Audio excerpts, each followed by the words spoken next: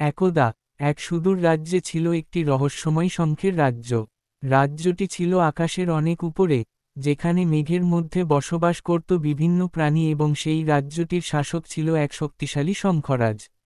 রাজ্যটির নাম ছিল মেঘপুর।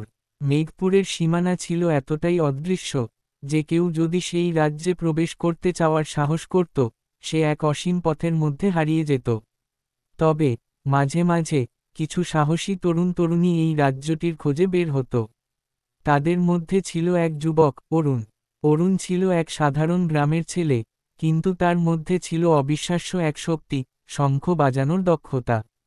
একদিন অরুণ একটি পুরনো পুঁথি পায়, যেখানে লেখা ছিল, যে শঙ্খ বাজাতে পারবে সে পৌঁছাবে মেঘপুরে। এই বার্তা পড়ে অরুণের মনে এক আশ্চর্য জিজ্ঞাসা তৈরি হয়। সে শঙ্খ বাজাতে শুরু করে, তার হাতে ধরা শঙ্খের শব্দে রাজ্যের দরজা খোলার মতো এক শক্তি তৈরি হয়। একদিন সে সেই গানে হারিয়ে যায়, আর অবশেষে মেঘপুরের দরজা খুলে যায়।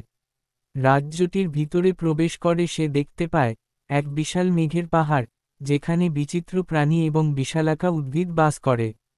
শঙ্খরাজ তাকে স্বাগত জানিয়ে বলল, তুমি আমাদের রাজ্যটির অমূল্য রত্ন, অরুণ। তোমার আশা আমাদের জন্য এক আশীর্বাদ।